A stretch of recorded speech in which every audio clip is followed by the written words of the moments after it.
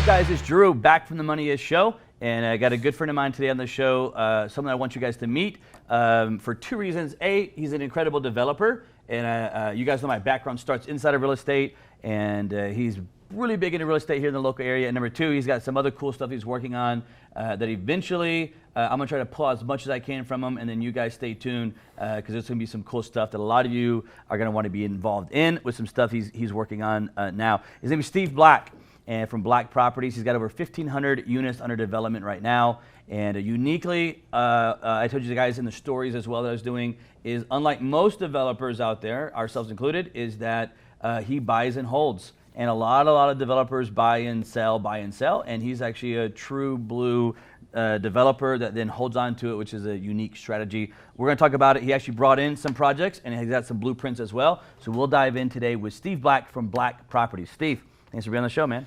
Excited to be here. Yeah. Let's do this. It's a unique, this is what I love about business, is I always say business is about, I say it's about three things: connections, collaborations, and then causes. Like, what are you really trying to accomplish? And ours starts with the connection. However long ago it was, Ryan Gardner came in and was on the show with me. And from that led into the connection with you, which was simply a Super Bowl party. Yeah. That you were, I'd never met you before. I was actually kind of like awkward, like, oh, dude, this is awkward. Because I hit up Ryan and I was like, hey, dude, where are you watching the Super Bowl at? And he's like, oh, come over here to my buddy's house. And I thought there was going to be a party, like, 30 people. Right. And it wasn't. It was like two, like me and Ryan, his family, your family, and me. And but that's where I met you at. And again, it goes back to that connection. And then, of course, collaborations is stuff that I know you're currently doing. You got your development partner, that's a collaboration. Yeah. But then also you got all these other projects you're working on as well, right? And ours started with a really cool connection from a mutual buddy that we are actually both drinking his product right now. Yep. Called Bucked Up. And super great guy. We also get to go to the Jazz games a lot, or I do, thanks to you, because you got the cool seats right now. At least you have them until the COVID is over, because then you go back floor. Yeah. Right, when the COVID's over, yeah, right? hopefully soon. Because on the floor you only have 4 tickets. Yeah, 4 seats on the floor. And right now you're up in the suite, which you have like, you fit like whatever it is, a dozen or 15. Yeah, there. it's just fun to chill in the suite. Kids like it. Yeah, it's nice. Move around a little bit. Yeah, so I gotta hit all the Jazz games before COVID's over, because I don't think I'm gonna get in the 4-seaters. Oh, I think you will. Yeah, the 4-seaters is close, man. So look, I want to start back. I know you're a developer, but let's start back from your childhood. Tell me a little bit about what was it like growing up, Steve Black. Where'd you grow up at? What kind of childhood was it when you grew up? Yeah, so I grew up in Salt Lake. Okay. I was born in Kentucky. My dad was in dental school in Kentucky, in Louisville, and then they moved here, and I grew up in Salt Lake. Had an awesome childhood. I had super supportive parents. How long were you in Kentucky for? Or I think 9 days. Okay, not long. Okay. So you're not really Kentucky. I don't you're remember not a it. Kentuckian. I don't remember it So and raised in Utah. Brothers or sisters? I have 2 sisters. Okay, so it's a family of 3. Yep. And sisters older, younger? One older, one younger. Okay. You grew up. Was your dad a dentist then? He was a dentist. Okay. So where did this entrepreneurial spirit come from? Was it produced throughout the family where everybody was entrepreneur, or was it entrepreneur looked bad upon and go to school and get a degree? What was it like? That's a really good question. My dad had his own practice, but I was very independent. Okay. My older sister was like straight A student, valedictorian at the University of Utah. Yeah. She's got 2 PhDs, incredibly successful in her own way. My way was, I was very independent, always thinking about things, I love putting deals together. Even when I was really little, I was all about deal making. Yeah. Like, let's do a deal. Okay. If I did it with my siblings, I did it with my grandparents, with my parents. Always putting deals. Always deals. Yeah, I always liked putting the deals together. And so I come running up the stairs all the time to my dad and say, Dad, I got another idea. What do you think of this deal? What do you think I do? Even as young as I can ever remember. So school was train wreck. Okay. I was just always that kid sitting there dreaming about other things, thinking about other things I could be doing. Always wanted to go make money, So But I had incredibly supportive parents. My parents believed in just leading by example, Okay. and then exposing, not pushing into different things, but just they exposed me to lots of different things, different sports, different activities, and just kind of let us take to what we took to. And I took to things a lot differently than my other family members did. Did you? I know you're a big sports fan because we go to the Jazz games and so forth, and your kids are in sports right now. You have a baseball hat on and shirt right now from your kids. It's like a part-time job. Yeah, kids sports. League. Did you play sports growing up yourself? I did. I played sports. I played all the common sports. My parents. We lived right behind a sports club. Okay. In Murray, Utah, called the Sports Mall. Okay. And it was a big club, sports club. And so they put me in a sports camp when I was like 10 years old. Uh-huh. And I really got into the sport of racquetball. Racquetball, in the 80s, racquetball was like a big fitness craze. Okay. It was like, hey, it was a fun sport, fitness, and people are tired of Jane Fonda in the workouts. yeah, and there were racquetball clubs everywhere. Yeah. There were lots of racquetball courts. There were designated racquetball clubs that only did racquetball. And the club that was behind my house, the best racquetball players in the whole state played there. Oh, wow. And so I just gravitated to it. I just kept playing it. And I played all sports. I played basketball and football through junior high school. But I excelled quickly at racquetball. And I just kept taking to it and kept liking it. And I ended up winning all the state championships throughout my age groups. And by the time I was like 16, 17, I was one of the top racquetball players in Utah overall at any level. Yeah. And so it just ranked nationally, sponsored by companies like ASICS and Power Bar. And that's what I did. And so Yeah. I quit pretty much all sports in high school, and I was traveling around the country playing lots of racquetball tournaments. And racquetball now has kind of died down, and part of it is, I think, because just the gyms and having to have the racquetballs. Because is all racquetball indoors? No, There's outdoor racquetball. There is outdoor racquetball. There's outdoor racquetball too. Not so much in Utah. There's only a couple places I know of that do it, but mostly indoor. But yeah, you're right. I mean, all the clubs, they look at that square footage, and they're like, we can throw this many cardio machines, whatever it is, in to get there. a return. And I mean, sadly, it's been dwindling over the years. But racquetball is a unique sport because, unlike most sports, it's really a one-on-one match. Yeah. Versus basketball 5-on-5, baseball 9-on-9, football 11-on-11. Racquetball is a one-on-one, and there's not many of them that are a one-on-one mentality. Yeah. Do you see any of that as a common denominator, or a common thread throughout your life? Well, it fit my personality. My personality is very independent, very just do it on my own. And so I loved the feeling of, having to sink or swim myself. I just gravitated towards, the pressure. I liked the pressure of having the responsibility for losing a match or the credit for winning a match and dealing with the pressure myself. And I think it did. I mean, as I look past that in my business career and a lot of it's largely, whether it's door-to-door sales or whether it's doing what I do now or other businesses I've been involved with, I've always just had no problem betting on myself and felt very, very comfortable flying solo. And I think racquetball might have had a lot to do with that because I spent a lot of my life inside a box chasing the ball around, having it all be up to me. What about your kids are in sports now, and they're in different sports, or whatever? But what about now being a dad, coach, whatever you want to call it, trainer, with your children? Looking back, how you grew up in sports, in all sports, not just racquetball, but all the sports you play, they play sports now. Is there a different mentality, different mindset between what that was that the late 80s, early 90s that you were playing? Yep. And now we're in the let's say your kids 2015 to 2021 now. Is there a different mindset mentality between that time frame? Yeah, I mean, before, everyone who participated in sports back then will say that they just everything's so structured so much earlier now.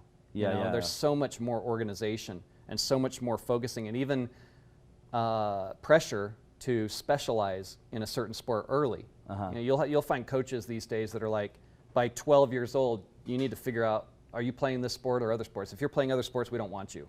Yeah. I mean, that happens. Yeah, yeah. It does happen. Luckily, there's a lot of people that still believe, you know, play as many sports as you can, as often as you can. Yeah, yeah. But they're just so demanding these days. I mean, if you're playing traveling leagues and club level sports, just incredibly demanding. You know, it's hard to fit anything else in. Yes, unique because I haven't had kids yet, but I grew up playing all sports, and I had my favorite one that I played the most of, which is baseball. And I played more of that than in the season, let's say, in extended seasons and traveling and so forth. But then there was a time that we hung the cleats up and put the gloves away and went and played football. Yeah. And then we went and played basketball later and so forth. And my dad was always under the teaching, he's like, dude, go play all of these and enjoy as many of them that you can play. Yeah. Go play. This is your chance to go play all these. Yeah. And the likelihood, and I tried, I'm going to put it in air quotes here, to take baseball as far as I could. And I got into the beginning of the minor leagues and then got cut really quick. But looking back on it, dude, I'm super thankful that I played football. And and I wasn't great at them, but I enjoyed the memories and the stories and the lessons that those taught me. Yep. Versus now, I was like, God, I know what you're saying. Like, I watch these parents with these kids, and it's like, Yeah. holy crap, dude! Like, you're so intense at Oh, 9 for sure. Yeah. on whatever sport it is, baseball. Yeah. And it's like, dude, there's a lot of other stuff you can enjoy and go do. Yeah, and you just want it to be low pressure, right? Yeah. You don't want to put so much pressure on kids so young Right. that they get burnt out. Yeah.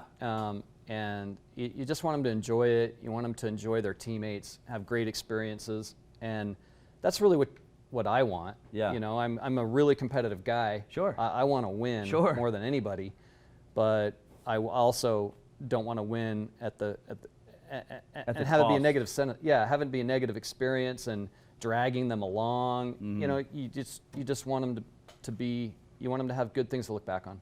Do you think there's I'm assuming you probably don't do this, but maybe you do. Where's your input on the participation trophies? That everybody's a winner. Yeah, I'm not big on participation trophies. I mean, I had a feeling that you weren't. I but don't just didn't think know. that, you know, I think all kids should have their opportunities to get recognition. You know, there's lots of ways to do that besides handing them a trophy at the end, you know. But I think it's important for kids to learn what it feels like to lose. Yeah. I mean, I'd lose racquetball matches and come out and break my rackets in half. You know, I'll just put it out. I still am a pretty sore loser. I don't like losing. Sure. If it's a board game, you know, you can ask my family, we play board games. We usually don't start the same board game. The game usually doesn't end with the same people who started it. Yeah, yeah. Because everyone's so competitive that someone either leaves the game or runs up and slams the door and is out or quits playing or something like that. Everyone's really competitive. But dealing with losing is a really important thing. Yeah. And if you're always made to feel like you won or you're I think you need both. You know, Yeah, you 'cause need to appreciate winning because you've gone through losing. Yeah, I mean, there's so much. I think there's so much training, life lessons that come from A, sports, but then B, losing, For sure. as well as winning, right? Sure. And part of like going through sports is understanding how to lose, because in life, dude, you're gonna lose in life. Yep. You're not gonna win about 1,000%. You are going to freaking wake up in life and go through not just business types of defeats or losses and failures, but also relationship losses and failures. Yep. Dude, part of life is you're gonna lose, man. You're gonna lose. And knowing how to lose and build from that loss is so freaking like important. Yep. And if you've never experienced how it feels to go to a regional tournament, lose, Yeah. cry afterwards, because it And hate that feeling. hurts so bad. Yeah. And dude, I was similar to you, man.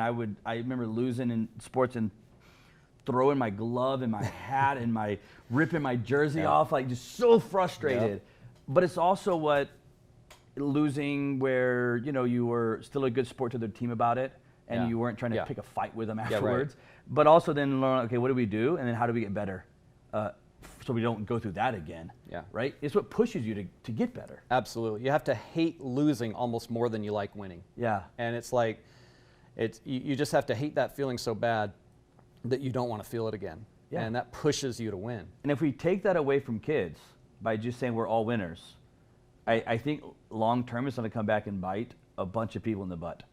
Yeah. When you find out later in life, you're not always a winner, and you're going to have to go through some defeats, and it's going to suck. And it's tough. You'll know this when you have kids. It's tough because as a parent, you want them to have everything. Yeah. You want them to win. Yeah. You want them to feel like a winner. Sure. You want all that. I mean, that's the picture you'd like to see as a parent. Yeah. Oh, he won. He feels great about himself.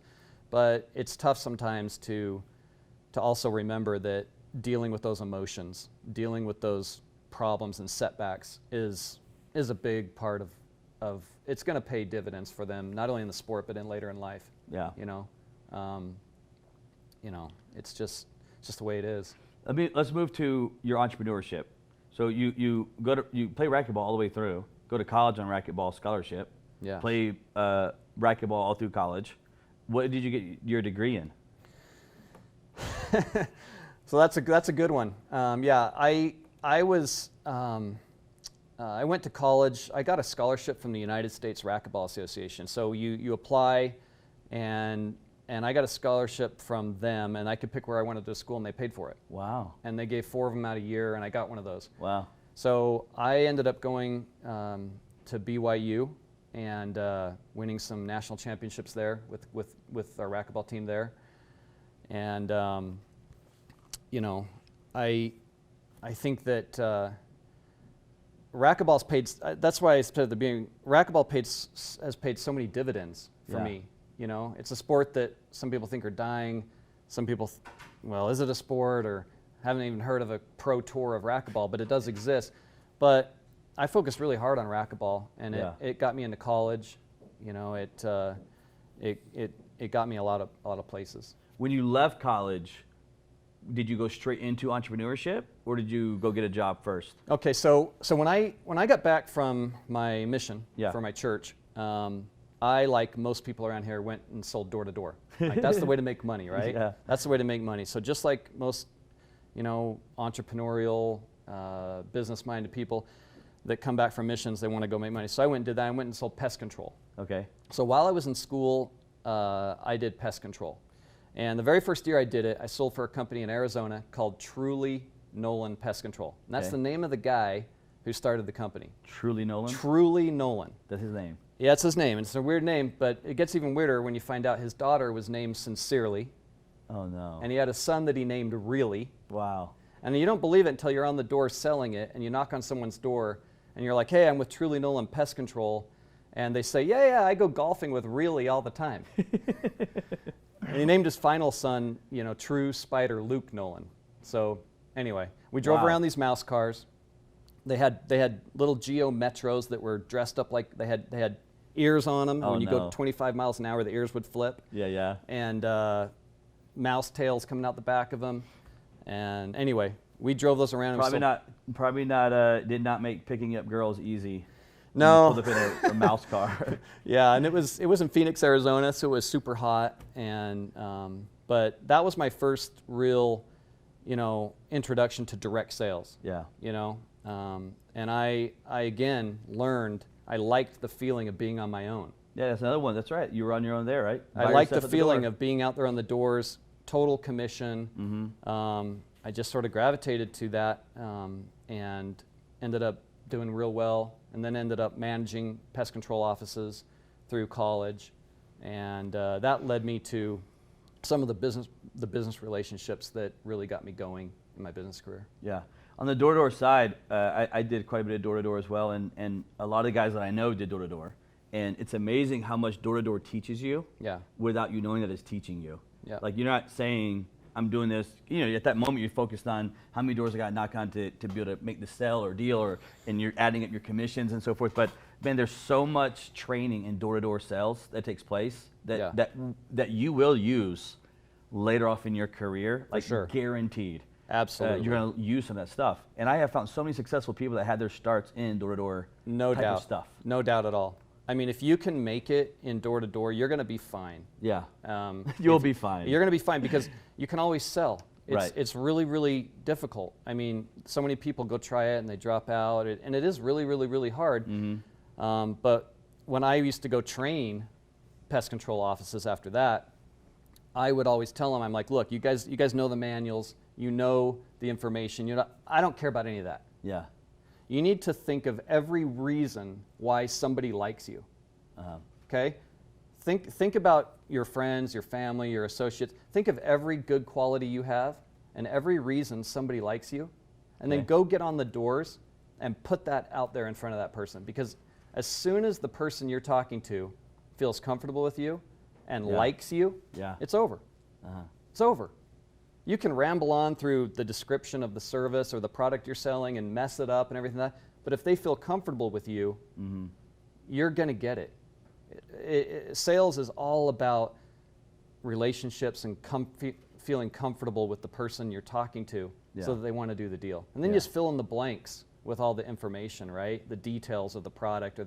So it really taught me that I didn't make a sale. I was the only person that didn't make a sale the very first week. Okay. I was the only person. And at the end of that particular summer, that first summer, I was the top salesman in the country. Yeah. And I learned that I just have to make people like me. I just have to smile and talk to them and be myself and bring down the wall and get the feeling comfortable. And then everything else takes care of itself. And so that's really, I think that's really important in any kind of business is, you're trying to get the business deal done, you're trying to ram through the deal, but slow down a minute and just let the relationship develop. Yeah. Let the walls come down. Yeah, there's so much truth in that because my whole life right now is spent on just relationships, and whatever ABC product that I have or working on is such a back burner concept.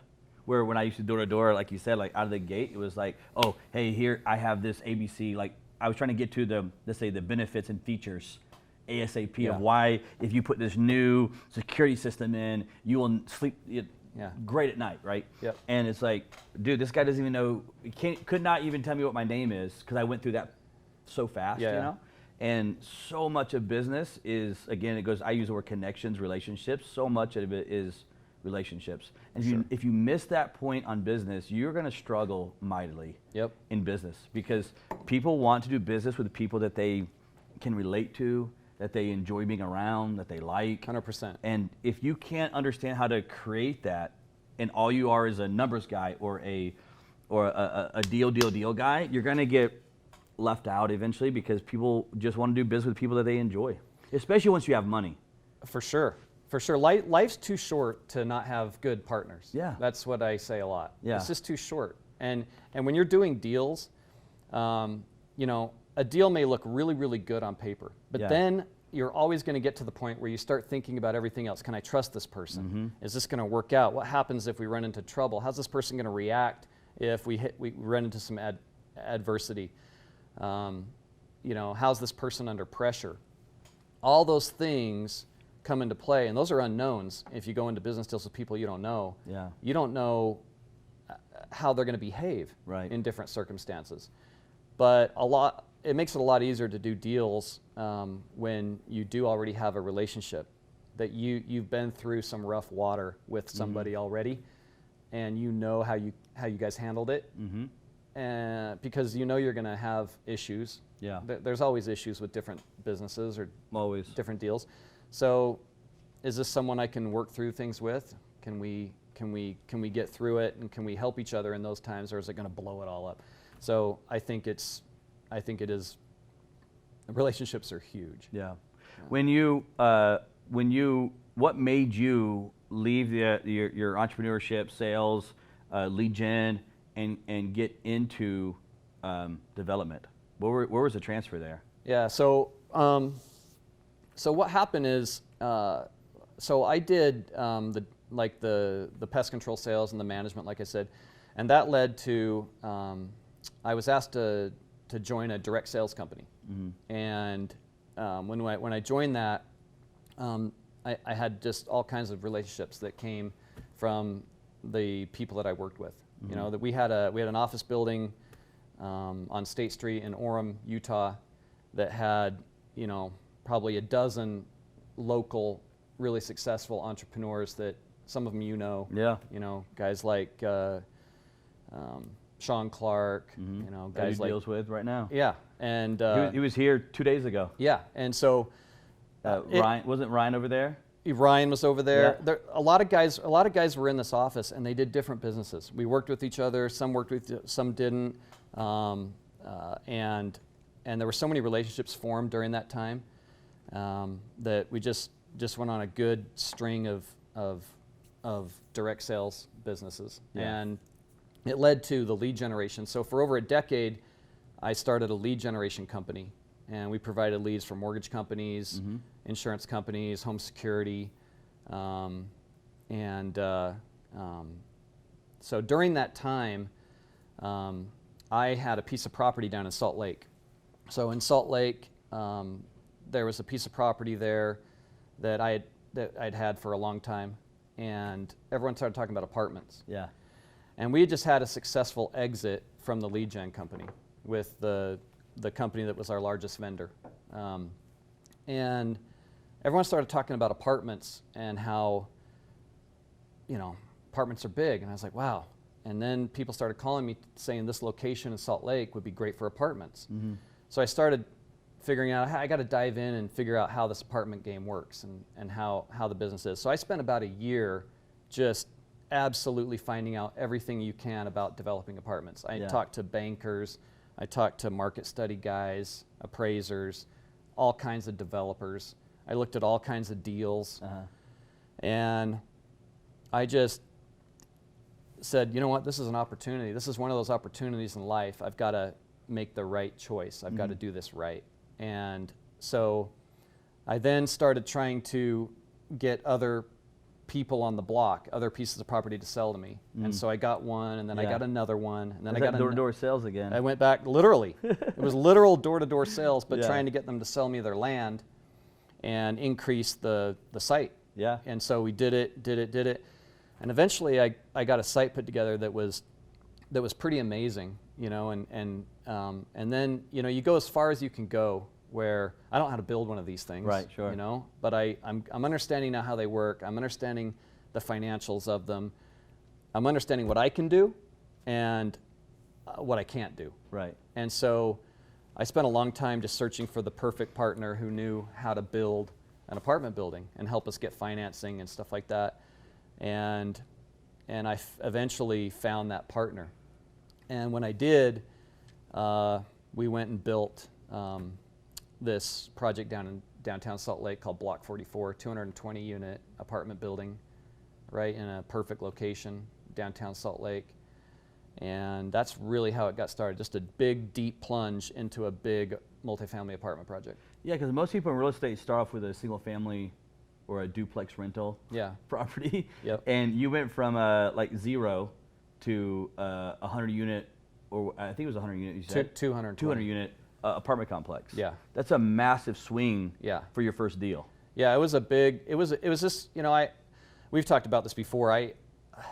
My philosophy on life is that you're going to have opportunities come, and that's how you execute those opportunities.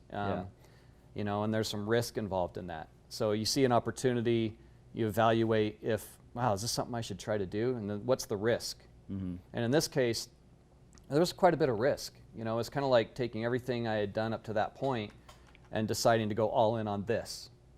And because it was a transition time for me, I just exited the other business that I was in, and I was trying to figure out what I was going to do next. And everything just seemed right about it, but it had considerable risk, you know. And anyway, it took 2 years to build that project, and I thought to myself, well, what I'm really good at here is putting these projects together. Go back to the childhood deal. Yeah, deal making. putting deals together. Yeah. That's what I like doing. And so while we built that project, I spent the couple of years putting more deals together. You know, going and talking to more landowners, assembling more ground. And the business career I had had up to that point, I had lots of contacts. My network was really good. You know, I'd met so many people and had so many great partners up to that point that I was able to network and start putting together more projects. So during that time, we put together multiple more big projects, and so that's what, you know, we're doing to this point is getting those projects built and getting those projects put together. I want to go back real quick to, I think this is a big talking point, especially for the viewers. A lot of the viewers are business owners, entrepreneurs, you know, et cetera. And you talk about two words there, opportunities and execution. Yeah. And you know, a lot of people that I deal with and talk to and have had on the show talk about opportunities, right? And a lot of times entrepreneurs, especially those that are really that born entrepreneur to, you know, to a degree, they don't lack the opportunity side as much. Like they really see opportunity, they see things different from a lot of people, they can see what something could be down the road, and they can see the opportunity, but there's that second word that you talk a lot about, execution. And I think a ton of entrepreneurs, myself included, especially when I got started, struggled with the difference between opportunities and execution, because opportunities does not actually mean profit. Opportunities is just a concept of an idea of what could be. Execution is a totally different concept. Can you talk a little bit about execution? It seems like that's something that you kind of specialize in, is that execution side. Yeah, I'm just really big. I mean, I really think it's all about the follow through. It's all about the follow through. I mean, you see it in all kinds of different things, not just business, but you see it in sports, you see it in relationships, you see it in anything somebody wants.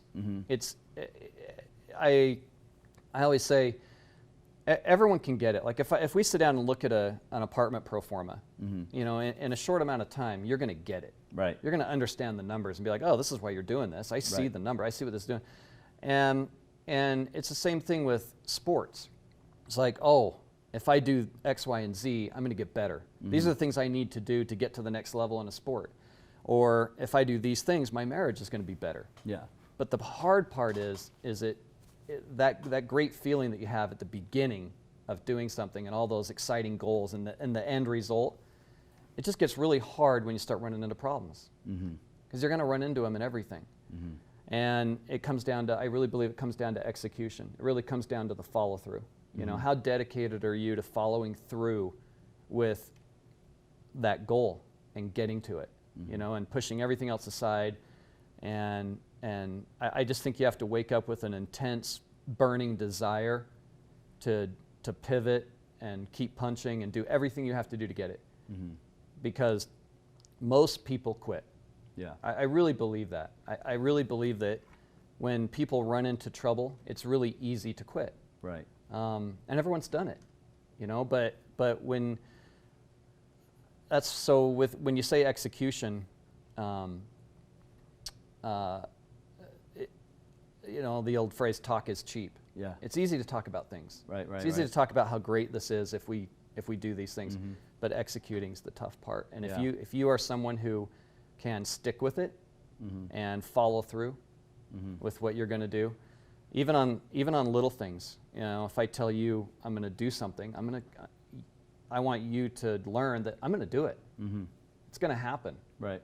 And you keep that trend going into big things. Yeah. And you end up just following through on things. And if you can get really good at focusing on what you want to do and sticking with it and following through and executing, then you're going to separate yourself. Yeah. Yeah, it's such a good point when you were talking to me earlier about it, and it was funny because I had a phone call last night with a guy, a great friend of mine, a business owner, and we were literally talking about this concept of, he's like, dude, Drew, every time I get around you, you are surrounded with like all these opportunities, and every day how my life works is like there's always things going on around me and opportunities that are everywhere. And what he was talking about, he's like, dude, you got to start making money on this and this and this. And it was about the execution side. He's like, how are you going? You only have so much bandwidth. Yeah, from opportunities to execution. And part of it was what you just said. I was like, there's always opportunity, but it doesn't mean that I want to execute on every opportunity. Sometimes opportunities are just not meant for me. Not that it's a bad deal or a bad concept. It's just not me. You know what I mean? And And it was probably what I was trying to tell him yesterday was like, I see what you see and I understand it, but I just don't want to go spend all my time on a certain thing when I want to wake up with that desire, that drive. Yeah. And if I can't wake up with that drive Yeah. on that opportunity, then it's just not going to be for me, man. Yeah. Because when it does come tough, and it will, I'm not going to have that internal thing that's just going to make me push. Yep. And at this point, I just look for opportunities that have that I have that with that opportunity. For sure, and I know some people are really big on diversification, Yeah. and that's great. I'm just more simple-minded. I got to focus on what I'm doing. Yeah. I mean, between trying to develop projects right now and working on and being really picky about the new projects because of the time. Yeah. I spend a lot of time, like you said, on my kids and my family because that's a massive priority for me. And that's where I want to execute. I want to execute on having great family relationships, good relationships with my kids and my wife, and be a part of their sports and all their activities. I want to execute on that. So I'm spending a lot of time in that. And then focusing on the next project, building for the future, building more projects and working on new things. I think for me anyway, it's always been easier to execute if I focus on less things. It's easy to get excited about a lot of different things, but it's hard to spread your time around and being able to do it. I'm going to give a cliche phrase. You gave one a while ago of talk is cheap. I'm going to give one that jack of all trades, master of none. Yeah. And to me, I'm in complete agreement with you. And to me, when you are just spread across so many different things that are going on, again, because there's lots of opportunities. We live in the greatest country alive, and if you put yourself out there, you will find opportunities. But the thing is, you're not going to be great at all of those things. Like, you're just not. I mean, go back to sports for a second. We could sit here and name, maybe like 3 to 5 players that play 2 sports at that high level. Like, you're just not going to be great at all sports. You can be average at a bunch of them, right? Sure. But to be great at something, you got to have that dedication, laser focus, because there's so many things going on inside those businesses that can throw you off. I'm in complete agreement, man. I think you gotta hyper focus on what you're good at. Yeah. And drive that engine right there. Some people may be able to do it better. And of course with investing, that's a different thing. If you're investing your money and you want to put a little here and a little there and this and another thing. But when it comes to your time, and what you're going to wake up and physically do that day, you got to be really picky. Yeah. I'm going to talk to you about developing. I know you're growing left and right. You got a couple projects sitting here in front of me that you brought in for just to casually talk about, not that you're trying to sell anything. But you got one here, and this first one is a performer here, and this one's got 438 units inside this one. So these are massive buildings that you're working on here. Yep, very big. This one right here has, this one's your 150 units, and then this one right here is your 400. Another 400 unit complex you're building here. You got blueprints, you got these projects, you got other projects. Now I'm gonna talk to you about something and tie it all the way back into racquetball for a second here. Okay. Obviously, you've started your whole development very, very laser focused on kind of the racquetball mentality of you, meaning you were kind of the driver. It was on your shoulders. You put it all together. You put the money together. You did all the deal. And I know you're at this point now where it's like, okay, but which way do we grow? Which way do we go now? Like, do I stay at this, whatever it is, 1-2 deals at a time, and that's all I'm going to do for the next 2 or 3 years? Yeah. Or do I expand to get into, hey, I got 8 deals going on, but I went and brought ABC partners in, which is leaving kind of that. When you were talking about racquetball, I made me think of it because you're kind of leaving the racquetball one-on-one world that you actually play in now still. Yeah. And entering into a little bit more of a team atmosphere because you brought in whatever the number is going to be, 8, 10, 12, 5 investors into it. Yeah. It's a tough role. Yeah, I mean, and I mean, you're right. This is, I mean, the way I've been doing it's really unusual. Yeah. I mean, we haven't tried to go out and raise money. Right. And I mean, there's developers who do all kinds of these projects differently. Right. We're talking about new build. We're talking about assembling ground and then developing from the ground up A to Z and then keeping them. A lot of people do it differently, and there's nothing wrong with that. A lot of people buy existing apartment buildings, right? And there's a whole model for that.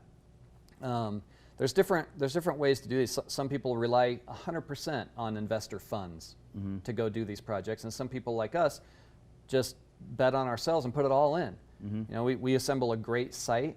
We love everything about the project. We do it. I have an amazing development partner who is one of the best commercial developers in the state. And you know, I put projects together, we work on them together, they oversee the build, get our financing, and we go in and we throw our money in and we do these deals. That's really how we do it. But you're right, we've got so many opportunities on the table that we got to be able to know we can execute. Right. You know, so we do have opportunities for people to come in. We do have friends and other business relationships who have always said, let us put some money in or let us do this. So that's really where we're getting to, is there are projects where it makes sense to bring people in so that we can ultimately grow more. Yeah. You know, and on these sizes of projects, these things take 5 years. Yeah, these are not done in 90 days. They take years to put together. They Yeah. take years to build, and they take years to lease up sometimes. So before the cash starts flowing, this is a long wealth building game. Yeah. And so if we just do it ourselves, yeah, maybe we can pull off, I don't know how many more I have in my lifetime, to be honest, at that rate, if we do Right. it. But if we want to go build 3, 4, 5, 10 more of these, then that's something we have to look at. Yeah, and it's a change of business structure for you.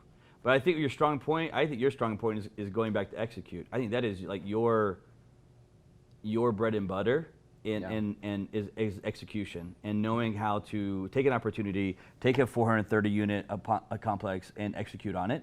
And I think you'll be successful if you decide to pull the trigger and go get other investors, even though you come up as a solo racquetball, door-to-door, et cetera. It's still execution. It's not just executing with a team of investors, but it's still about execution. Structuring the deal, of how you structure the deal, which is what you're great at, right? Understanding deal structure. And now you're just structuring a deal with X amount of investors and then executing on what we agree to. Yeah. Follow through it and do that. Follow through. I think you'd be great at it, man. I know it's like this verge where it's like it's fork in the road, but of which way do you go, you know? But man, the more that I get to know you and the more that I hang out with you, is your strong suit is execution, man. Like you could easily have been a COO of a Fortune 500 company because it's about execution. I mean, that's what COOs do, right? Yeah. Is high level execution, and that's a driving force inside of you, for sure. And maybe now because you've coached some team sports with your kids now, and you can add in some more investors and team sport it versus racquetball side of it. I also think, you know, I think I can't emphasize it enough that it doesn't feel like work if you get up every day and you're doing what you love. Yeah. No matter what it is. Right. It's not going to feel like work. Uh-huh. And so that's my, you know, when people ask me like, well, should I get into this? Should I get into that? I mean, ever since I was a kid, I loved deal making. Yeah. I love putting together deals. I figured out really, really fast that the best way to get someone to do a deal with you is to just give them what they want. Just give it to them. Make it a win. Just give it to them. And then just make sure you're getting what you want. And so you kind of back into it, starting at the end and going, you know, okay, because if I can make it work and give them what they want, and then somehow in the deal I'm getting what I want in the end, you know, that's where everyone needs to get to. I always love that process of putting the deal together. Okay, what do we need to do to make this happen? You know, what do we need to do? And whether it's doing that, you know, sitting around with the family, doing a board game, or you know, putting a little scheme together in a board game, or whether it's putting a big deal together, it all comes down to just. And so I always loved that then. I love it now. I love the piece of the puzzle of seeing the deal come together, and wondering if we can pull this off, if we can get everybody on board and we can work out the details and get it put together. That's what I like doing. So, you know, it's super tough to. It's easier to say this than to do this, but if you can live a life that you just love what you do, it will highly change your life. And it's easy to say, do what you love. I get it, and it's easy to say that. But when you wake up and you just are like, it's not the word work doesn't even enter my brain. it's just life. Like Yeah. it's just like no, this is just what I do. I'm not working. I'm just being me Yep. right now. Yep. And when you can get there, man, it is fun. And it's tough to get there. Tough. It's But way easier said than done. I will also And- tell you that beyond a shadow of a doubt, it's worth it though. Yeah. It's worth it to go figure out how to go do that. It is 100% worth it too. Yeah. Because you got one life to live here, man. And I don't want to live it with waking up every day, living for the weekend, living for my 48 hours of Saturday and Sunday. I don't want to do that, man. Yeah. I want to be able to just, like, when you get to the point where there really is no weekend, because it just is like another day of what you normally do, Yep. it's fun. It's Yeah. really fun. Yeah, it's fun. And when you start to balance everything out together, like when you have a family and you're balancing out stuff, this is something that is maybe a little tough for some people to swallow, but I really do believe you can balance out your life. I mean, I hear a lot of people say there's no such thing as balance, because you're always, well, okay, but there's also prioritizing things, you know, and how many boats do you need? I mean, how much do you need? And I think sometimes it's easy to get obsessed with making money. It's easy to get obsessed with whatever it is that comes with that, you know, whether it's notoriety or your ego that just needs more. But I think it's really possible to balance it out. I mean, I try every day to do that. You know, I try to spend time, you know, I don't want to look back and say, man, I wish I would have gone to more games. Yeah. I wish I would have been in the backyard more. Yeah. I just don't want to do that. And so I really am thinking about that when I'm doing everything, you know? I mean, we could do 10 times more projects than we're doing. We could. Right. But there's going to be a sacrifice for that. There's going to be Yeah. a sacrifice for that. And so I really do think it's possible to balance things out. Sure. If you prioritize things the right way and you do execute with all areas. And it's really hard. Like Yeah. you said, it's super hard, but you can do it. Yeah. As a growing up, my father, who was more of a philosopher, if that's the right word, would philosophize with me constantly. And one of the things he always talked about is that he would say, son, in life there's keywords. There's 176,000 words in the American Dictionary. And he said, but there's certain keywords in life that you're going to have to learn. And one of them was the word balance. Yeah. And he said balance is one of the most important words that ever exists on the planet Earth, is Yeah. the word balance. And he would go through all these reasons of what balance is and the importance of it. And he would talk about balance is like a bicycle wheel. And it's like having one spoke 3 feet long and one spoke, 6 inches. And that bicycle is not going to go anywhere until that thing is balanced. And then it will really, really take off for you. Yeah. And I think when you were talking about balance, I thought back to him is what a key word in life. What an important word in life is that word balance. Yeah. Without it, you're really headed for an end of the road, end of the life, kind of a dead end road, where you'll look back and think, oh crap. Yeah. Oh crap. You know what I mean? Yeah. Yeah. You hear people all the time on their deathbed say, man, I wish I'd have did this. I You wish hear it I all did the this. time. You hear it all the time. And balance is one of those words that will keep you from Yeah. saying those words at the end of the life right there. Yeah, and it'll keep you grounded, right? The more time and energy you spend. Now, again, I mean, it's impossible to be perfectly in balance, right? yeah. You're gonna miss stuff. You're always this You're is a gonna be work out in of progress town. that You you got always business. do. It's gonna happen, but just don't let it slide to the point where you are in that territory where you're gonna look back and really have regrets. Yeah, You know. that's good. I think it's a delicate balance. Yeah. But it's easy to get swept away with just everything that comes with success and making money, and it can take you to places where you end up with those regrets. Yeah, I think. for sure. I want to talk to you about money is here for a second and get your answers of what money means. And you were talking about earlier, and I almost said something then, but in business and in life, but I'm going to stay in business thread here for a second. In business, when you jump on those opportunities, that tough time comes. And you can be chasing and going down this road of this opportunity or this business or this development, and I think there's such an important reason of knowing why you're actually doing it. Like, why are you taking this risk? Like, really, why are you? And why are you making these sacrifices? That's another word that you used a while ago, to go down this road when technically you could just go over here and not do that thing, and not have sacrifices, and just be a COO of a company and not have those sacrifices that you got to make. And I think the only thing that keeps you driving when you got to make those sacrifices, when you have to make those big decisions, is knowing why you're really doing it. What is the real reason behind it, right? So I'm going to dive into. I got a great photo here of you, of Steve Black, and I should have put the hat on you. 'Cause you're a hat guy, man. I don't look like that very often. My daughter always tells me, Dad, you look better with a hat. With a hat? I'm like, what are you trying to say? Some people have it. I don't have it, man. I don't have a hat head. She's like, well, I'm just saying you're losing your hair a little bit. Yeah. You just look better with a hat. That's coming straight from my daughter, but. And you got. She's younger. She knows. Yeah. She knows what's hot right now.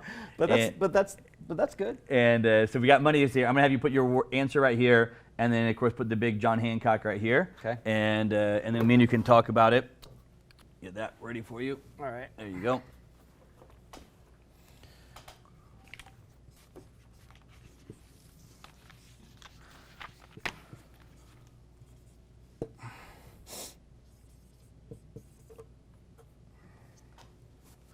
You got it? I got it. There we go.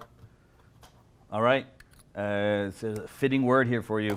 His answer is money is execution. Money is execution by Steve Black from Black Properties. Why did you put money is execution? Well, I just think if you, like we've been talking about, if your goal is to make money, Okay. then you're gonna have to learn how to follow through and complete something. Yeah. You're gonna have to learn how to see it through all the way to the end. Mm-hmm. And as with other areas of life, if you're going to want the result that comes after building a project like this, which is the cash flow, in this example, we go through all this time and risk and building and years of getting it to a point where finally the cash is flowing. Mm-hmm. It's going to take a lot of execution and following through to get to that point. And so, you know, if money's, and we all, you know, you got to have money to operate. Mm-hmm. You know, I mean, I'm not the kind of person that's like, well, money is everything. Money's going to solve all the problems. You know, happiness is money. Blah blah blah blah. But we have to have it to operate. Yeah. You know, you gotta have it to live. You have to live. You have to have it to do everything. And so, I think the pathway to getting to, you know, the point where you're financially secure is executing. Yeah, I mean, I'm sitting here thinking about it as you're talking about it. I'm thinking about all the different businesses that I've had, different opportunities I've pursued, and the ones that made me money. And on every single one of them, there was high levels of execution. Yeah. It was high levels of execution.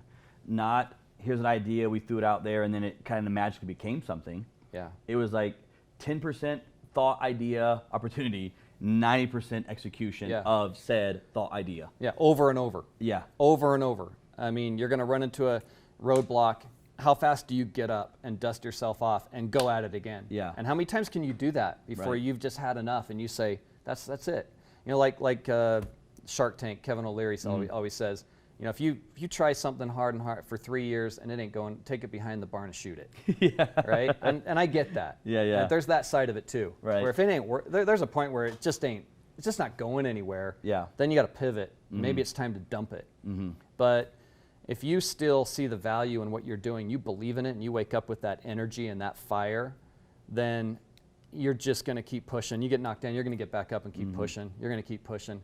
And as long as you, at least what I've found, sometimes I wake up and I don't even know why I'm doing it, but I'm going to keep fighting that fight. Yeah. Like I can't even see through that day, but I'm going to keep fighting the fight. And I know what I can do this hour, and I know what I can do this day. Yeah. And it's really foggy right now, and there's a lot of problems. But I'm gonna get through the day, and I'm gonna keep giving. Pretty soon, you know, you break it down. Yeah. And you'll get there. You'll break it down if you just keep plowing. Mm-hmm. And so that's the advice. You know, when I see my kids doing things, I really just want them to follow through. I just want them to finish what you start. Yeah. You know, so many people today just have a hard time even doing a job right. You know, we just built a new house. Yeah, yeah. And getting people to follow through and actually complete the job in different aspects is hard. So the way to separate yourself is be that person who finishes it, Yeah. gets to the end of it, and spends the extra time to do it right. I think that's lacking today. Yeah. I think people are in such a hurry. Things are moving so fast. So fast in our world. It's going, you know, you start to appreciate it when someone slows down and just knocks it out of the park and gets it done right. Yeah. And that's the biggest thing I hope my kids learn. You know, I hear people all the time, oh, you got to get your kids need to learn how to code. They learn how to be a good salesman. And obviously I would lean on the side of you need to be a good salesman rather than code, because I think if you're a good salesman, you're going to get somewhere always. But above all that, if you're the type of person that gets things done and finishes a job and does what they say they're going to do and executes, you're going to go places, man. Yeah. Because that's lacking. Yeah. Yeah, I think it's lacking because what you said, like we live in a world of society, a culture that is so moving so fast. Execution is a long play that has a lot of follow through with it, a lot of follow up built inside of that, and because of that, it's almost something that culture's generation so far are kind of getting away from, because we live in such a fast paced world. Yeah. If I don't like what I'm looking at, I can just move it and go to something else. Yeah. I'll just move it again if I don't like that. And execution is a long play that's a lot of follow through. Yeah. And I can see why, if you look back, you know, why it's lacking a lot right now. And it's a great point I think that you made right there. If you'll be great at execution, people will always want you, I promise. Like you will always be wanted. Yep. If you're a type of person that I can give you something and you'll just go get it done, like it's just done. Yep. Bro, you will always have people wanting you around you. Yeah, you will. Always. You will. Yeah. Great answer, man. Money is execution, because again, if I've ever had money, it's always because I was executing something. I unfortunately did not inherit any type of money. I was always having to execute something, and it's a very, very true answer. You guys watch the show on The Money Is Show. This is Steve Black from Black Properties. You guys can follow him absolutely nowhere because he's not trying to build a social media. He's just trying to build apartments and develop his communities. I do have an email address, and I have a phone number, and I sometimes use a LinkedIn account. Yeah, and if they want to hit you on LinkedIn, what is it? Just Steve Black, Black Properties. Steve Black, Black Properties on LinkedIn. We'll make sure we put it in the show notes. Steve, I love having you on the show, man, and I love actually just hanging out with you and learning from you. You are a great executor, man. You are an executor through and through. It is inside of you, and it comes out. If you just get around you, it just comes out in what you do. And I enjoy our friendship, and I enjoy where it's headed. I was hoping to buy that lot beside you, but I think Ryan took it from me, and I may have to get in a bidding war with him and see if I can outbid him. Yeah, for it. Just go challenge Ryan to a bare knuckle fight. You'll be Actually, just fine. I would not do that, bro. I know, I would. Ryan is surprisingly small but very strong. Yeah, he was raised pretty tough, and trust me, you're talking to someone who has literally been in the middle of a fist fight with him. Yeah. Him and his brother sometimes get into it. Yeah. a little times. Yeah. You know, Twins. it's no secret. I think we can talk about it on here. Yeah. Hey, And, he talks about it on the show. And I've been in the office on the floor in between them with fists flying. Yeah. That's a true story. The only one I would not get in between is Dan. I would just let that one roll out, man. Yeah, let that one go Because if by. Dan connects with you, it is not going to feel good, bro. Dan is a beast. Those guys definitely are good executors. Yeah, oh yeah, man, they're top-notch guys as well. I need to get Jeff on the show. Actually, I've got Ryan, and I need to get Jeff now on the show and have a good conversation with him, because he's a funny cat, man. Oh, he is. I love hanging out with him. You guys on The Money Is Show, man. I appreciate you watching the show. We'll see you next week on The Money Is Show.